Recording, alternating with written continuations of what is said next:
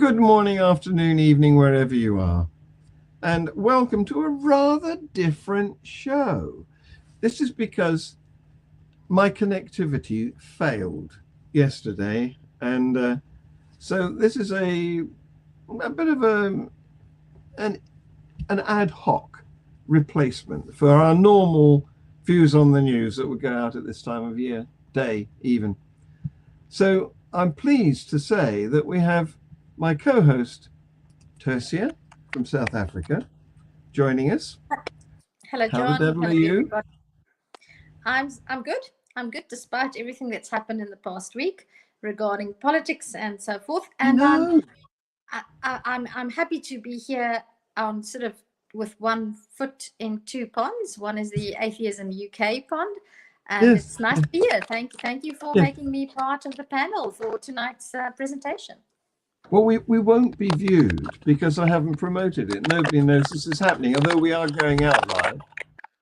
So, but sometime sooner or later it will be viewed. yes, Surely. it will be viewed when it's a podcast. We've got some horrible crunching going on. Is that you? Would you like to go and come back? Because when it's crunching, it's usually your connection.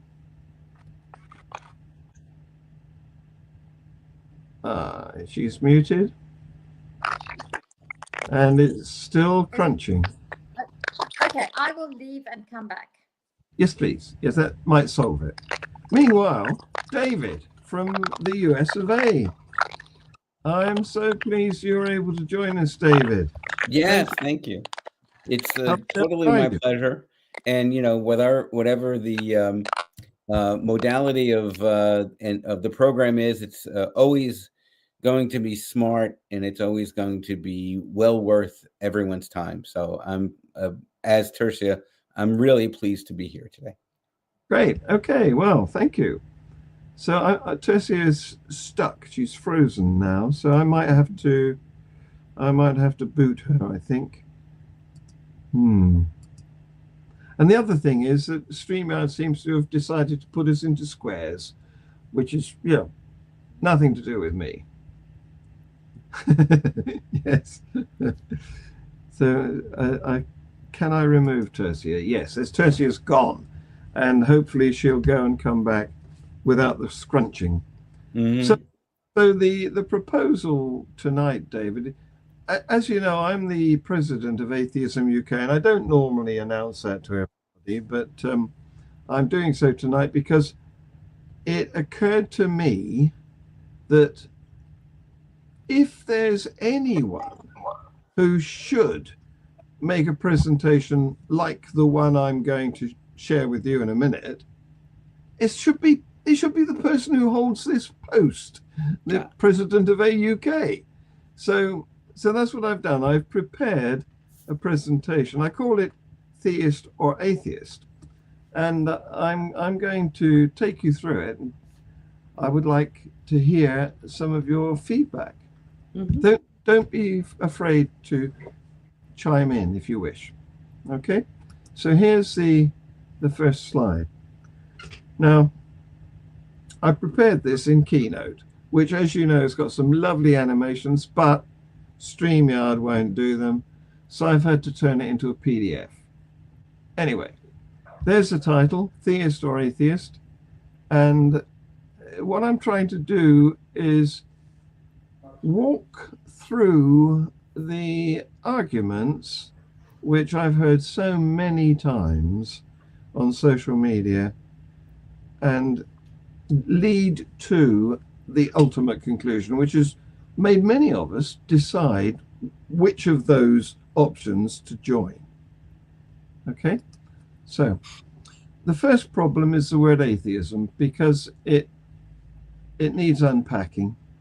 There's three bits to it. It's all from ancient Greek. It means without or not that. Theos is the ancient Greek for God. And ism is an ending that's often applied to ideologies. So you can think of other ones like atheism, conservatism, liberalism, socialism. All of these isms are ideologies. That's the ending for words that mean that there's an ideology. Okay. And of course, theist is a person who has adopted a theism, a faith or a religion. And the key thing about theisms is they embody the idea of a God. They claim that a God exists. They are not just the claim that a God exists, but they are also ideologies in themselves. They have values and principles associated with this particular notion. And the theists, the holders of a faith or religion, assert that those values and principles come from their God.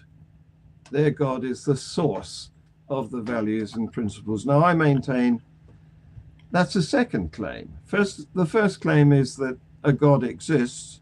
The second claim is that that God is the source of values and principles.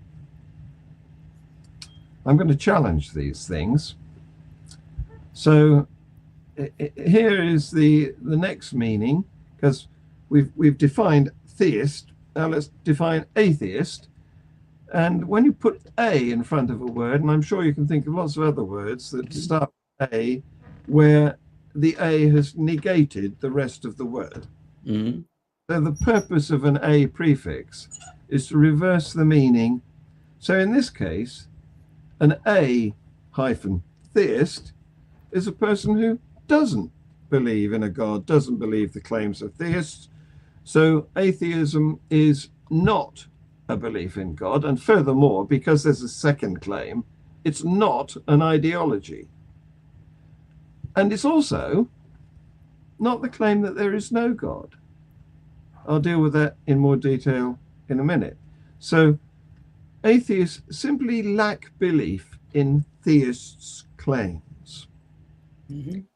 We're going to deal with... Can I, just for the word lack to me has a negative connotation. I would rather emphasize that we are not convinced. There's not sufficient evidence, because I've often heard it said that we, just using the word we lack the belief, implies, implicit in that word is you lose something, which is absolutely not true. So you know me, I'm a stickler for words. Mm-hmm. We are not convinced by what is presented as evidence. I think that's great. I would also add that atheism is not a belief system, as John, as you point, it is a conclusion rather than a belief system, meaning that we conclude based, as Tertia said, on the fact that there is no evidence for a higher power. Therefore, atheism is just the conclusion that there is no God, regardless of what people who are believers say is true, based on their own faulty evidence. Yes. I agree with all of that. And I like the intervention that lack is a bit strongly negative, isn't it? It means, it tends to imply that we are disappointed to not have... we missed something. Yes. The word, if Exactly. I lack something, it means I would like to have it, but I don't have it. Therefore, it has a negative connotation, and I lack absolutely nothing. I'm just not convinced by the evidence presented. Therefore, I lack absolutely nothing. And we meet this again when debating with theists, and what was I going to say? I've completely lost the thread of thought now. It's something to do with a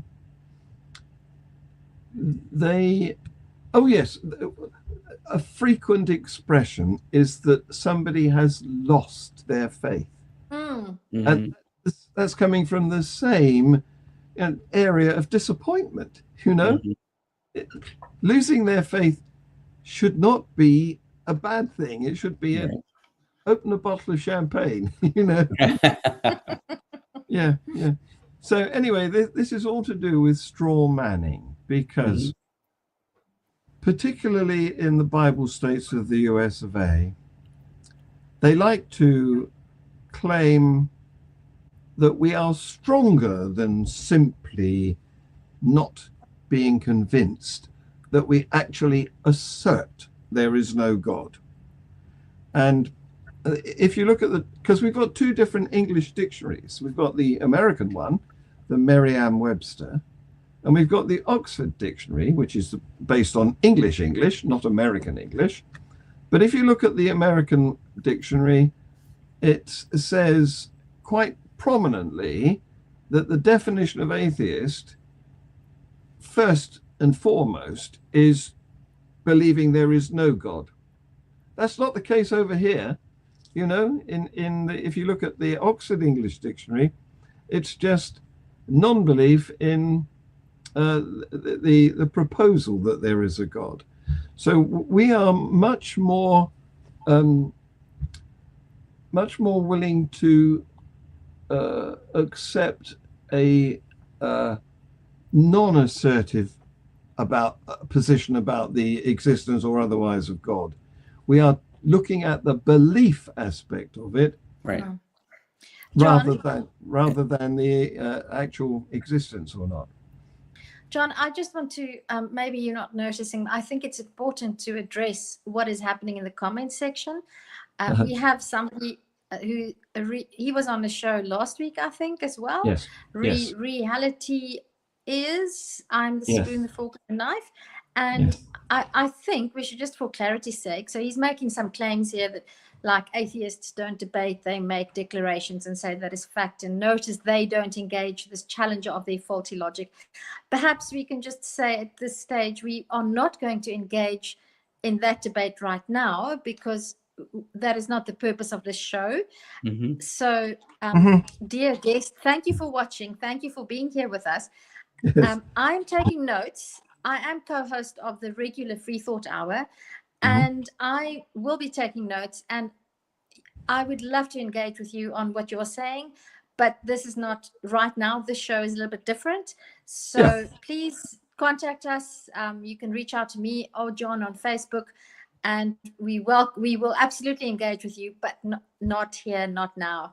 And it's not because I can't or won't. It's because this show is not the right platform, because John is presenting his Break Free campaign, and that's why we're not going to engage with you now. So just reach out, please. I'm looking forward to it.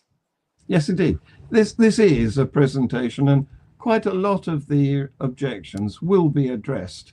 I'm at the moment only on slide number, 5. So bear with me.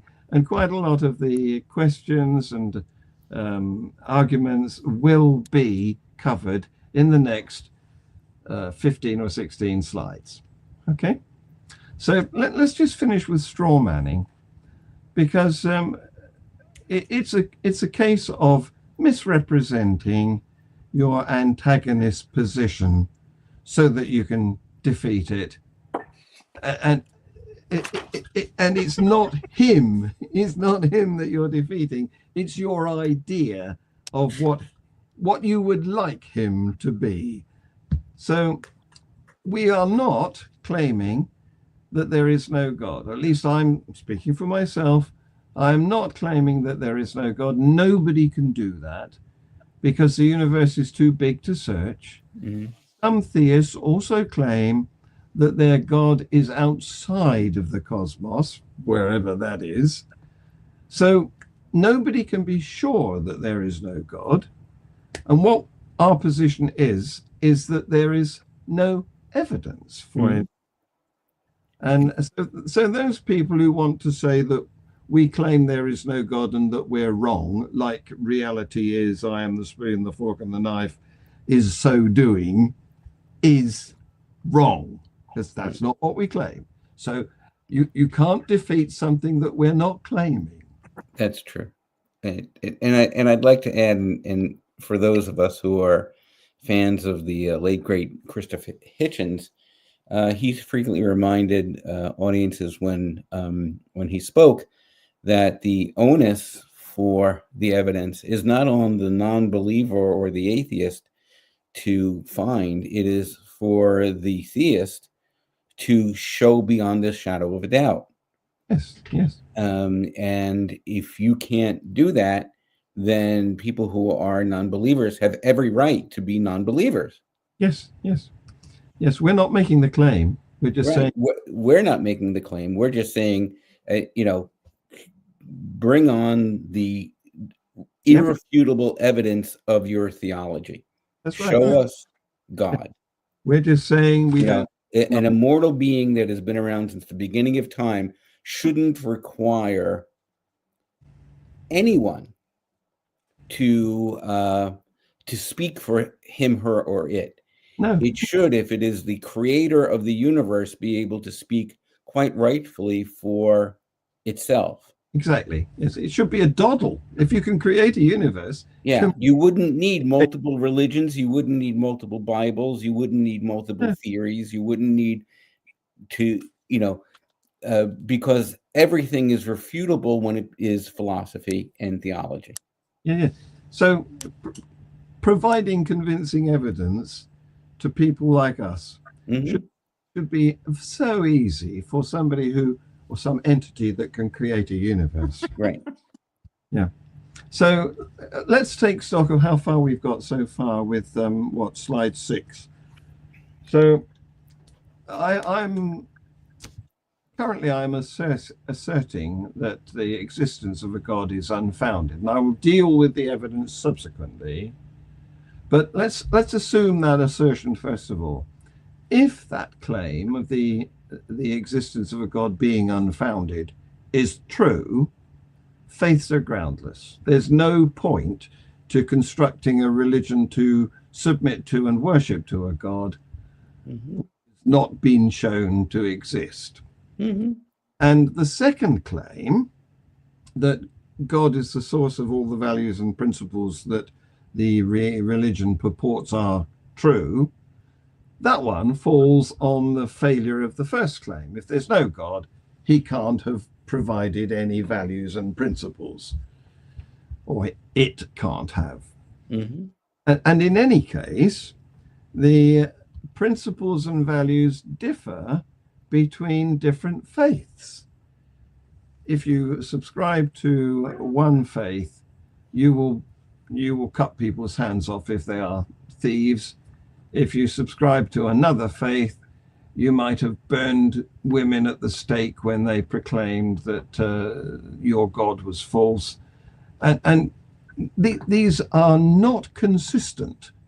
And if there was one God, presumably it would have one set of values and principles. And it doesn't. All the religions argue about what should be the values and principles that we look up to. Yes. And now here I come with there is no evidence for the existence of a God. And if that's true, I'm not saying it is yet, but if it's true, then the rational position would be skepticism towards the claim that there is a God. That's how rationalism works. Skepticism, okay? And of course, we need to know that theisms are bodies of knowledge.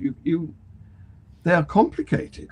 They are narratives. They are liturgies, and they need to be taught.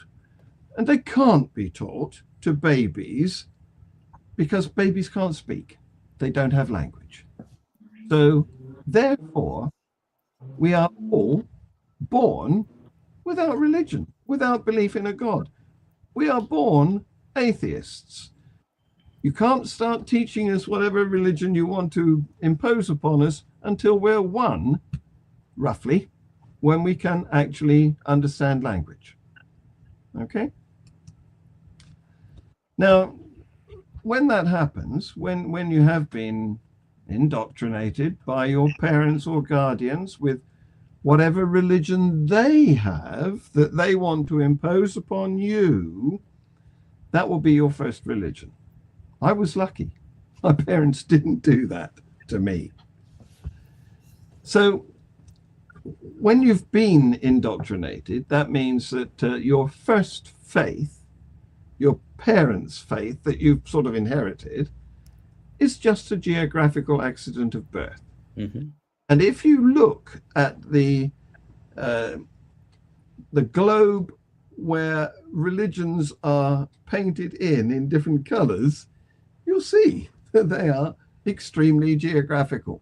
They have started at a nuclear origin, like an infection of a bacterium on a culture plate, and they've spread out from there. Now, later in life, of course, you may, once you've attained your adult mind, you may start to look more critically at what you were given as a child, and you may subsequently choose a second faith. And famously, of course, Cassius Clay did that. He was raised a Baptist, and he subsequently chose to become a Muslim and took the name Muhammad Ali. Mm-hmm. So this is not unheard of. People choose a second faith. Choose being the appropriate word here. We could say the same thing about Cat Stevens, right? Yes, indeed. Yes, yes. And of course, a lot of people, especially now, are choosing to simply abandon their first faith, not swap it for another one. I would like to add something to that sentence of yours. Every person's first faith is not only a geographical accident of birth, it's also a biological accident of birth, in the sense that I'm becoming more and more convinced that some people, due to their brain chemistry, have a greater propensity to be affected by what faith offers. And I experienced this firsthand this past Wednesday evening, because I attended a charismatic church service. It was it was absolutely enlightening. And I came to the conclusion, having witnessed something like that for the first time in my life firsthand, that some people, their brains are wired for the dopamine hit of the music and the atmosphere, whereas other people's brains are not wired for that. So I would like you to add, it's a biological and a geographical accident of birth. Okay. Well, there may be an inherited tendency. I would also to bolster Tertia, I would add time to this as a dimension, because depending on what, not only where you're born, but when you're born, you may have completely different views of the world in terms of faith, right? If you're in before white Europeans went on crusades, or people of the Muslim faith fought back in the crusades, all of those areas had different faith traditions. Yes. If you look at what the missionaries and what they did in Africa and South America, where people had their spiritualities, maybe not faiths the way we recognize them now, that's also a very, very different time. So I would think you would want to add time as a dimension here too. And indeed, and they had animism, and of course, back here in Northern Europe, before the Romans brought Christianity, we had paganism. We have right. Yeah.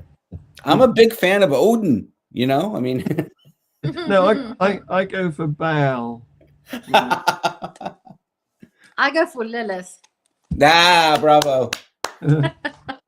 The first female scapegoat, by the way, if you want to talk about religion as being so male focused. Yeah. Okay. Yeah. Thank you for that. So now I contend that beliefs can be disbelieved, unchosen. And we've given some examples, haven't we? There was Cassius Clay disbelieving Christianity, unchoosing Christianity, and Cat Stevens is another example. And there are an increasingly large number of people in Western societies, educated Western societies, are currently becoming nuns.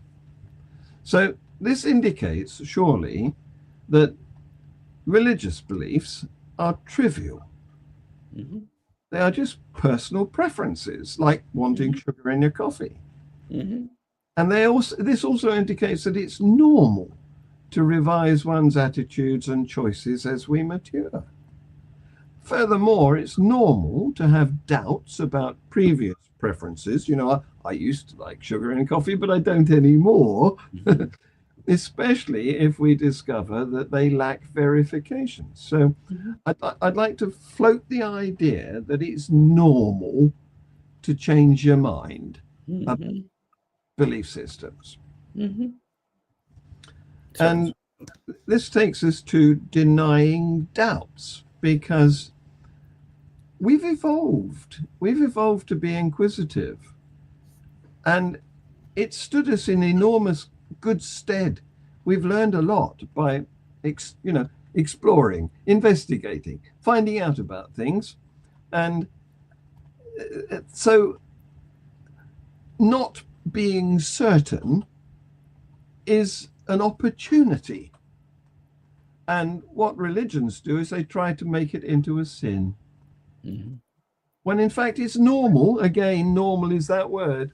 We've evolved to be this sort of a investigative organism, and trying to stop your natural tendency from doing that, censoring your own brain, no platforming your own thoughts, it's a condition, and we've given it a name. We call it cognitive dissonance. And I would recommend that you don't try to wash your own brain. You've got a fan. Unless it's washing it from Christian beliefs. David, you need to have. You've got a fan who. Well, James. First of all, thank you very much. But I'm not frequently on social media. You can find me on Facebook, certainly. And I've done a few forays into YouTube, but I've not gone any further. I tend to do a lot of public speaking on these issues. I have one trip coming up in Poland and another one in Finland in May. But you can find me here and with my wonderful colleagues. But he's a regular. David is a regular that we love to have on our show.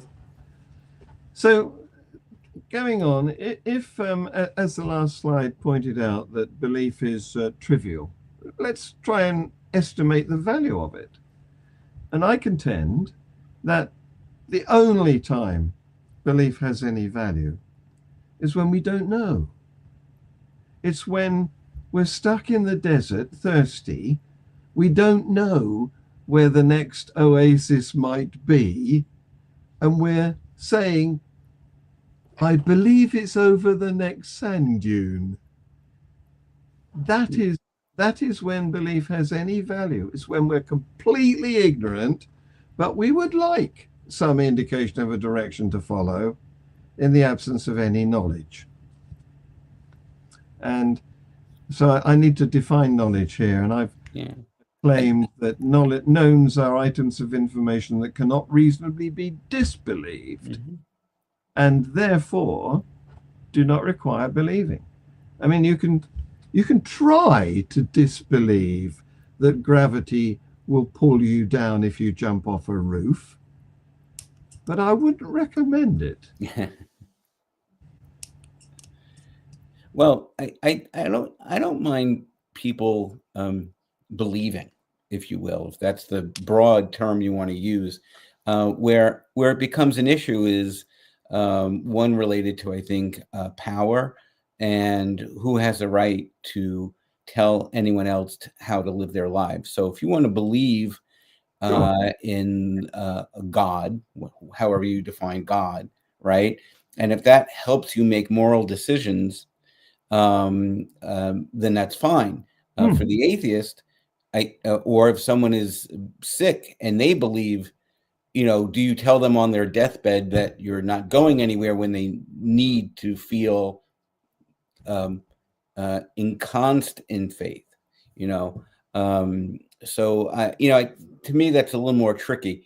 I draw the line, as they say in the United States, with where the fist comes in proximity to my nose.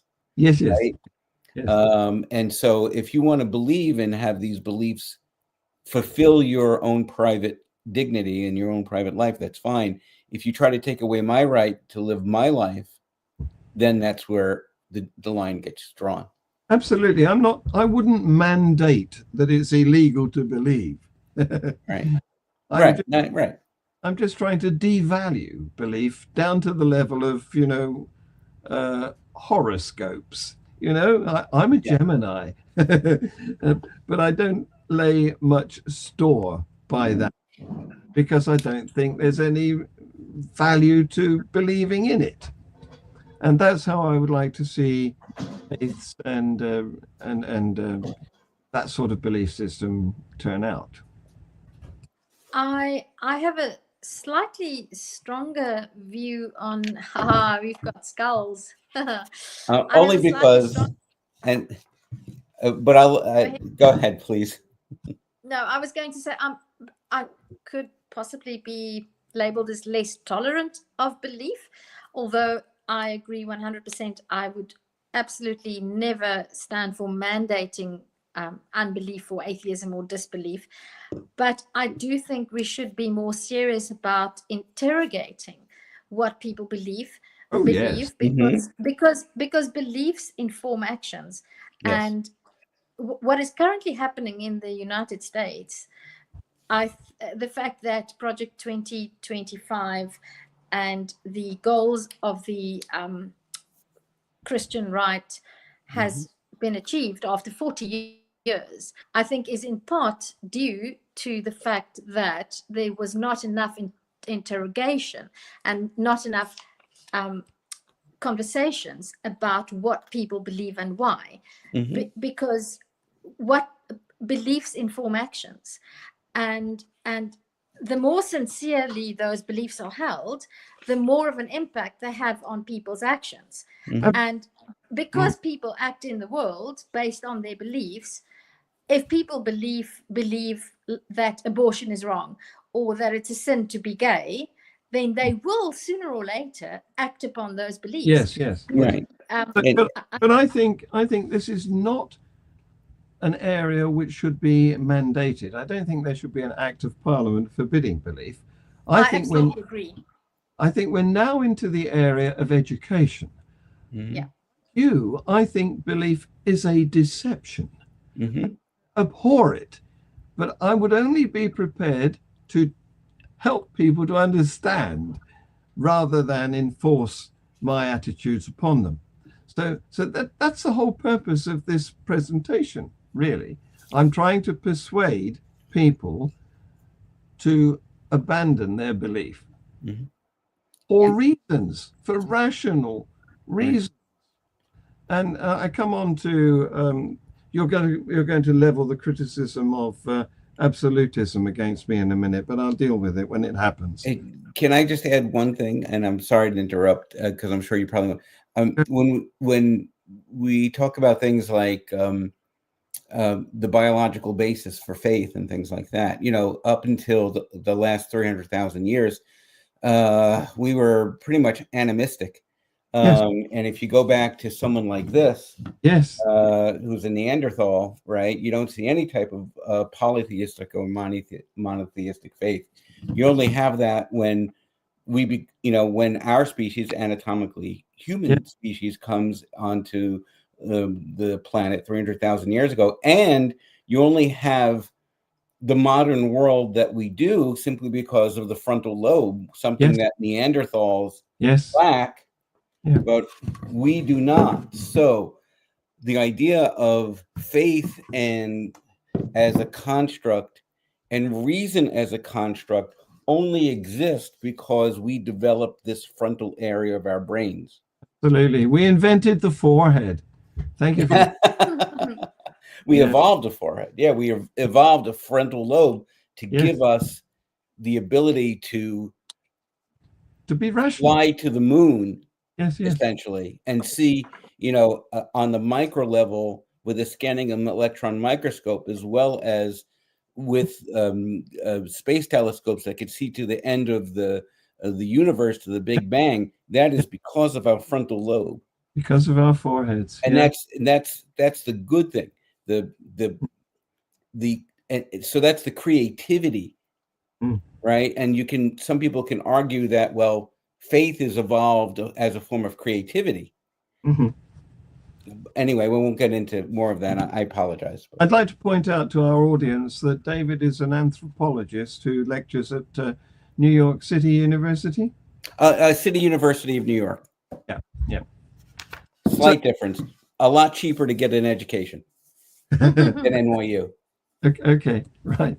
So I also feel the need to deal with the word agnostic because it's another word that's grossly misused. People think it means that that an agnostic sits on the fence in between, can't decide whether to believe or not. And that's nonsense, because the word agnostic is not about believing, it's about knowing. It's an entirely different category, and it comes from the Greek gnostic, which means to know.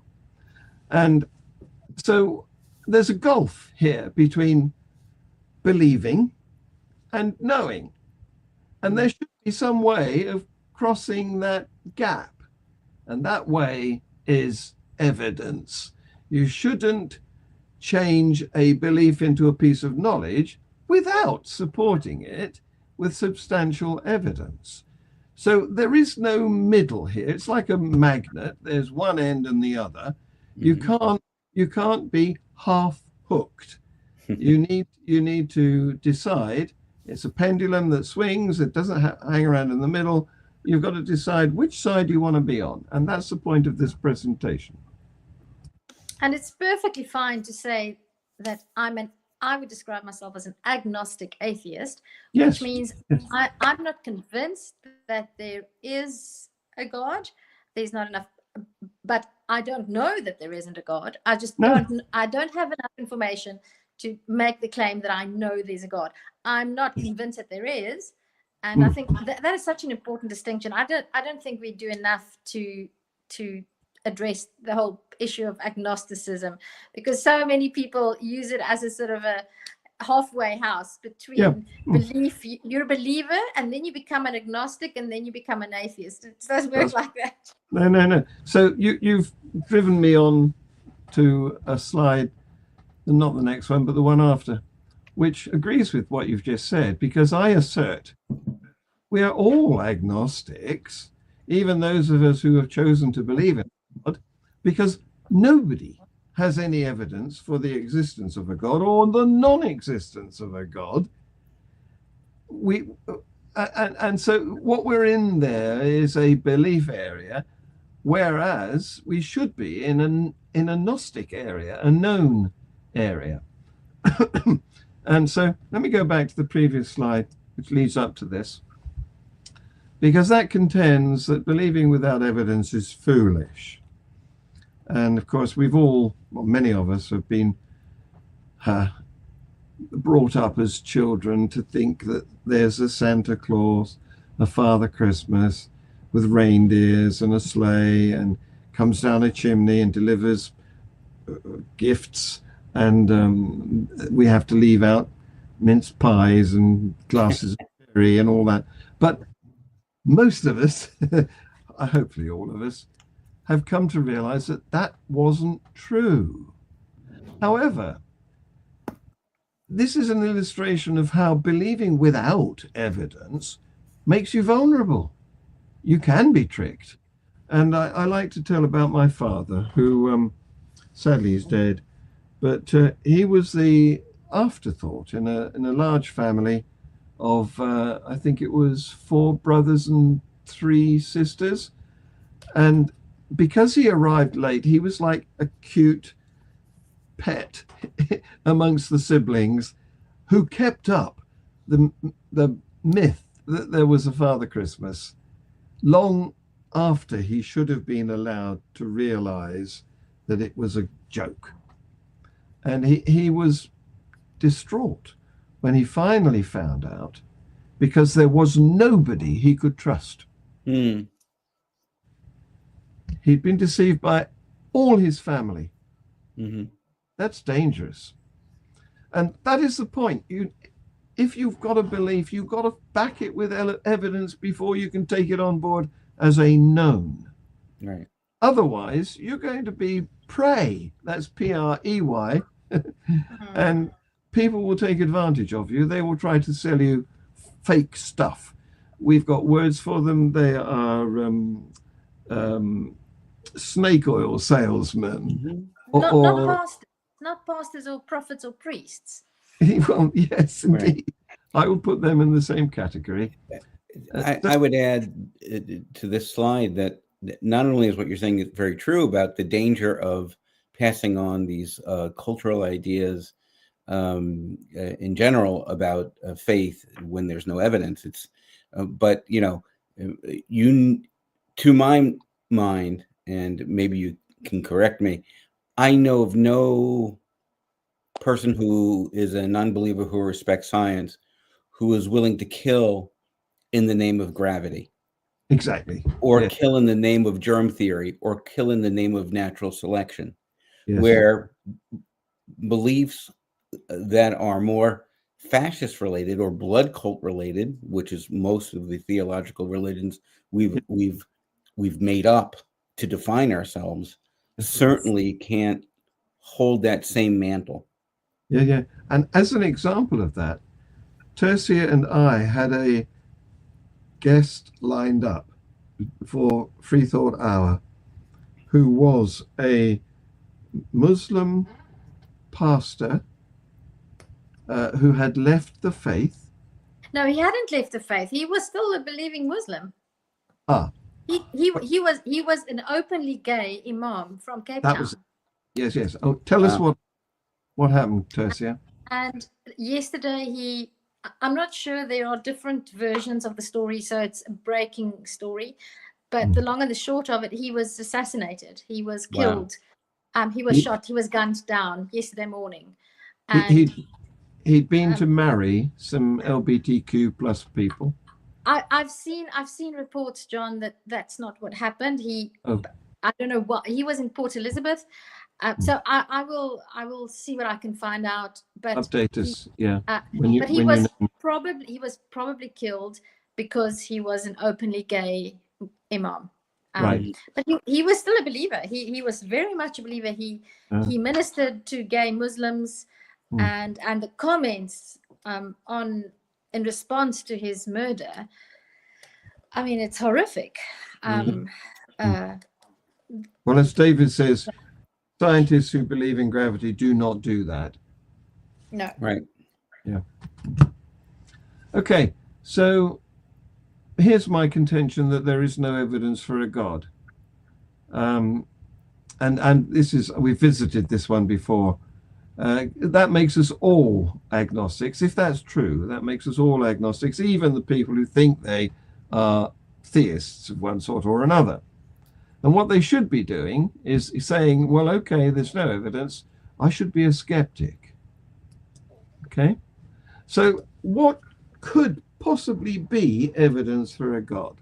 Okay? This is a good question. The first difficulty we have is we don't know what we're looking for. There's no agreement about what a God is like. Unlike, for example, a metal in the periodic table, it has properties that we can identify and recognize when we've found it, or unlike a celebrity that has a character that we can, say, oh, there he is, that's him. None of that for God. That each different religion has their own different idea of what their God is like. There's the Unkalunkalu religion, the South African, Tessie will tell me. Well, Nkulunkulu, it just means the big man. I mean, that's how Yeah. vague it is. It's Yeah, literally yeah. just But the I big think guy, the great spirit, the great spirit. yeah, exactly. Nobody knows what it's like. And I think I've seen pictures of, if not that God, another God being illustrated as a snake with a man's head on it. So why not? yeah, I mean, why not? yeah, Right? I mean, essentially what you're talking about here is God of the gaps. God yeah. fills the gap in our knowledge Mm. that gets smaller and smaller when we have science and experiential reason to explain why a phenomena are happening. You know, it was really good to say these phenomena are happening because, you know, Zeus did it, or, you know, Jesus or Moses, or, you know, Yahweh, whatever. But those spaces where God exists today are much smaller than 2,000 years ago, which brings up the idea of why are some of us at least still holding on to those 2,000-year-old beliefs or Exactly. 5,000-year-old beliefs. What you're illustrating here is our need for explanations to mysteries. Right. And because we have this creative mind. It's what makes us human. Unfortunately, we're not too bothered about whether they're true or not. What we want is an Well, some of us are. Yeah, yes, indeed. Yeah, but what a lot of us are happy with is a good story. And we were talking about this last week with Neria Khan, weren't we? Yeah. So let's this slide. That's the first problem. We don't know what we're looking for. Nobody can agree on what properties or characteristics we should be searching out to find. Now, more difficult to explain than that is the nature of evidence, because there's two schools. There's two schools of thought about what constitutes evidence. There's what constitutes evidence in a court of law, where they accept all sorts of dubious, in my opinion, pieces of say-so. In fact, one of our future guests is an expert in identity parades, where it's been shown, experiments have been done, and it's been shown that the majority of people picked out of identity parades were not the guilty culprits, but nonetheless they were picked out by people who thought that's an ugly looking fellow. so I would contend that what passes as good enough in a court of law is not good enough for providing evidence for the existence of a God. And we know this is the case, and that's why we have appeal courts, because we know courts make bad decisions sometimes, and they should be challenged and reversed. Okay? So I contend that the existence of an entity of the nature of a God is not a legal matter. We should not be looking at what constitutes legal evidence. Because if you wanted to verify the existence of the Loch Ness Monster, if somebody claimed that there is such a thing, you wouldn't hire a lawyer and go to court. You'd get your binoculars out and you'd go to Loch Ness.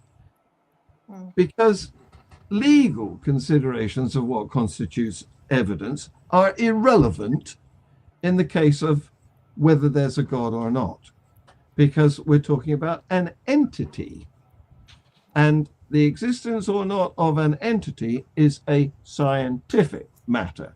So we should be looking for scientific evidence. Okay. What is? And I would just like to say something else about the nature or what the evidence should be like. So it's basically I suppose a slight reference to extraordinary claims require extraordinary evidence. However, it's a slightly different slant in the sense that if this matter is so important, that this is literally a life, eternal life and death matter. That means that you have to be extremely clear about what you're looking for, and you should set extremely high standards, because what if there's more than one God? How do you know that you have found the right one, the most powerful one, the most whatever attribute you're looking for?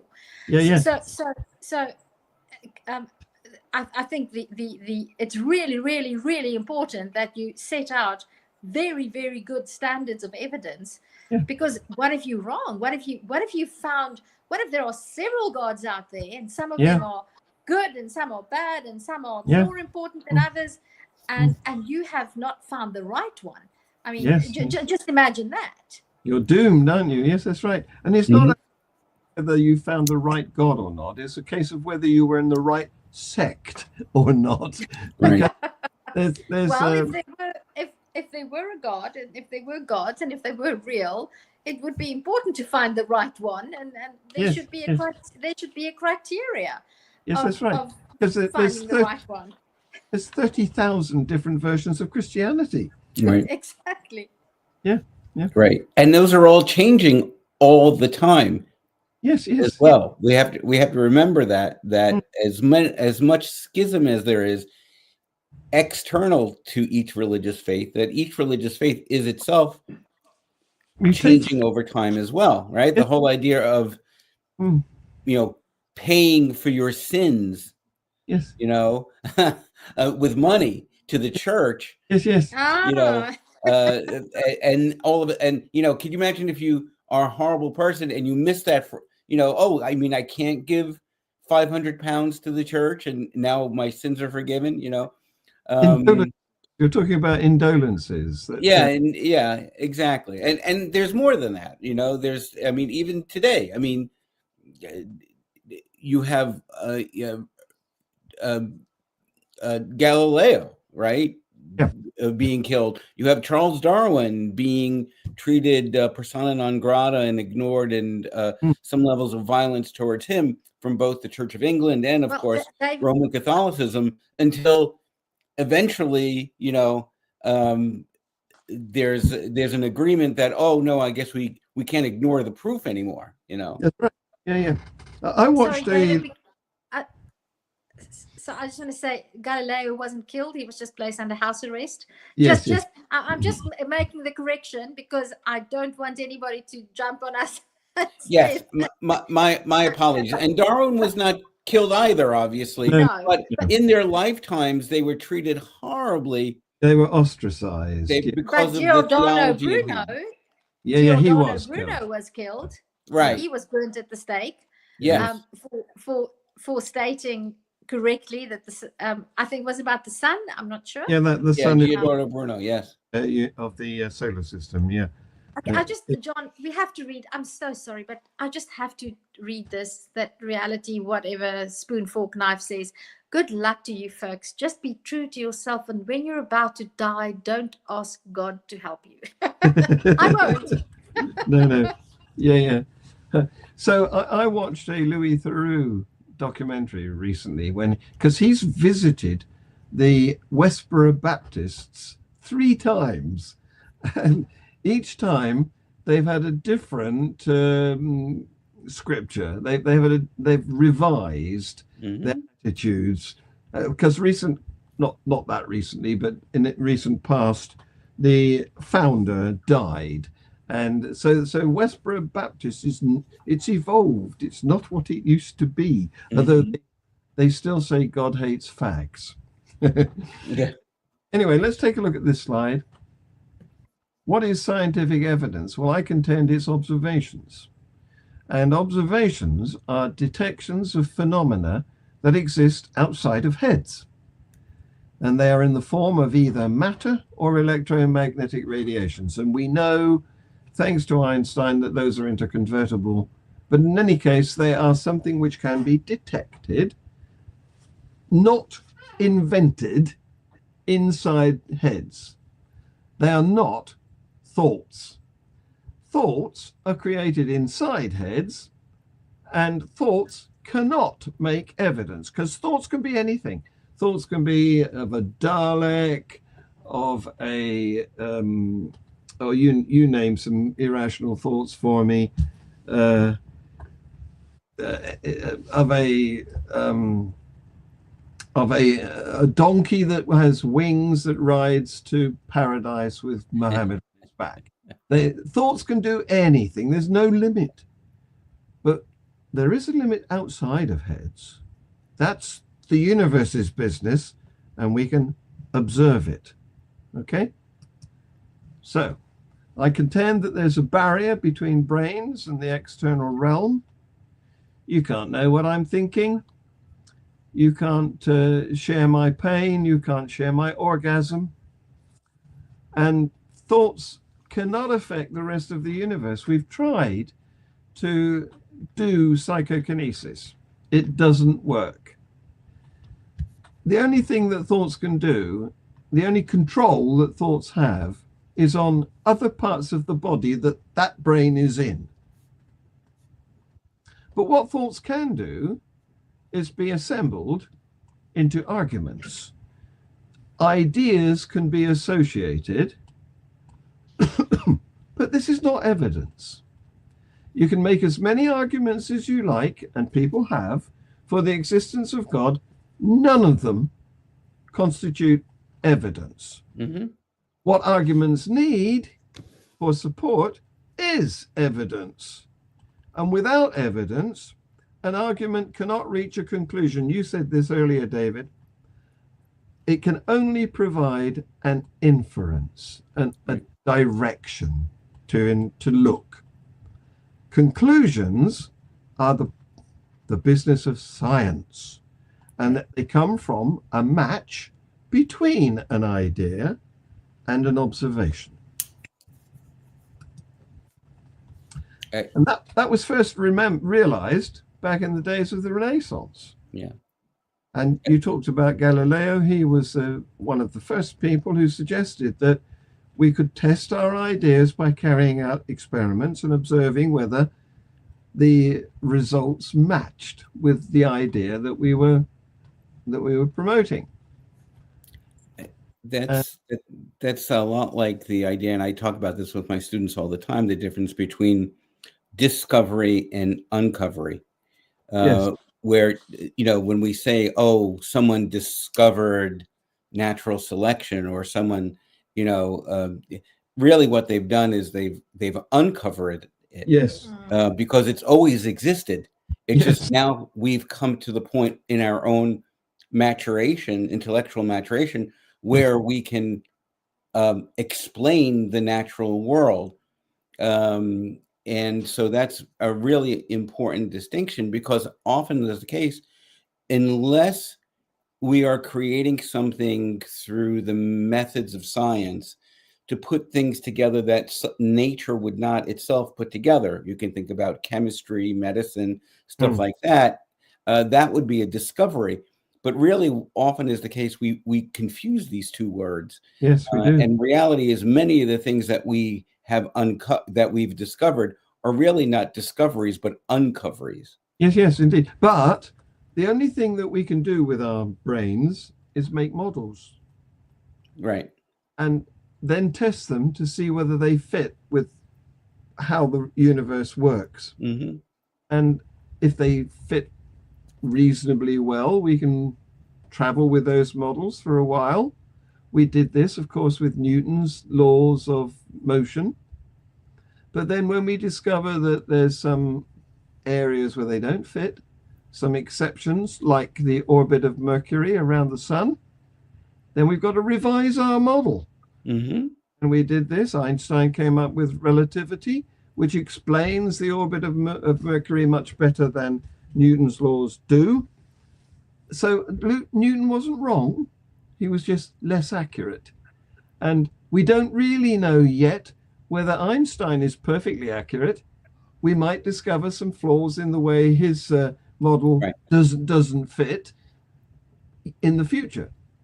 So there needs to be this understanding of the distinction between thought, which makes models, and the external realm, where that's the thing we're trying to understand. Right. That's the authority here. And we're just trying to replicate it in our puny brains. Well, which is why the scientific method and reason really do will out, because it matters more than your personal philosophy. A perfect example, and this is the wonderful thing about science, right? We know that we are an African species because we have overlapping science to be able to say beyond the shadow of a doubt that humans migrated from Africa and then eventually filled up all of the niches of the world. And the reason why we have this is because we have the paleontological and archaeological evidence, but more importantly, we have the mitochondrial evidence. Yes, yes. So if you overlap the maps of where mitochondrial DNA for Homo sapiens sapien, archaic to modern Homo sapiens sapien, exists, it comes right from Africa. Put on top of that, overlay a map of migration, and you'll see it's the same exact thing.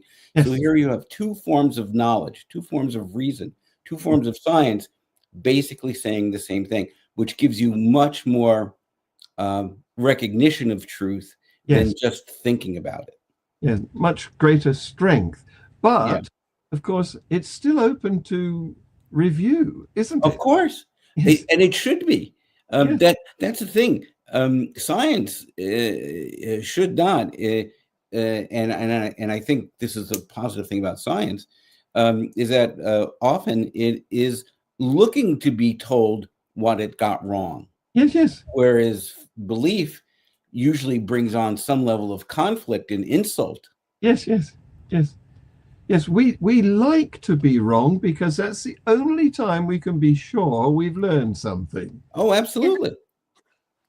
That's the difference between liberation and slavery. Yes, yes, yes, yes. So here's my last slide.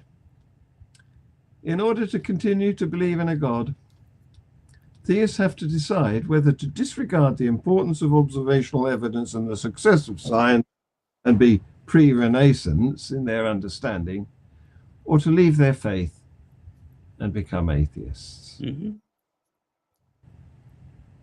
Thank you for your attention. Bravo. Well done. I'm looking for my outro now. I've got, where is it? Have I got, ooh, I'm going to have to change the, let's see if I can find the new outro. Ooh, no, that's not it. Maybe it's in here. Talk amongst yourselves and I'll find it. While you find the outro, I will say good evening to Gregorio Lopez. Welcome, and I'm glad you found it interesting. I hope you saw some of our discussion. Welcome. Gregorio. Nice to see some eyes. I love seeing eyes. Yes, we've spoken to Gregorio. He's a fine fellow. Yep. Something that I wanted to mention is, speaking about science, it should also have the power to make accurate predictions. And while it's entirely possible to build a very accurate argument for God, for the existence of a God, what I've never come across an argument for God that squares up with the predictions that should follow if the God that is postulated does exist. And that's a serious thing. So I would be willing to grant that you can use an argument to create some sort of proof of the existence of God, but then it falls apart when you follow the predictions that your argument should then lead to. Because, for example, if you say that God is good, how do you account for vicarious suffering of non-human animals, for example? Yes, or cancer in babies. Yes. So and you've pointed up what see our viewer reality is. I am the spoon, the fork, and the knife. What a stupid name! Is saying he's making a prediction here. He's saying, when you die, don't ask God to help you. Well, first prove you're God. Otherwise, we're not going to bother with your comments. But just on that, maybe it's a morbid topic, but every single living thing will die sooner or later. That includes me. Yeah. And while I hope it not to be soon, it is inevitable. Why would I need help when I mean, I hope that if I'm in pain, there will be somebody who can help me not to suffer an extended painful death. I would really not like that. But I mean, dying is a natural process. Yeah. I don't get it. Why would I ask God for help Yeah. He's never helped me with anything else in life. Why should he help me I know. to not die? Should he help me to not die? I wanted a parking space the other day. He wasn't any help at all. Guys, thank you very much. I wanted to go to the UK well. and he didn't help me with that either. No. I found the outro. Here it comes. Oh, we want to bring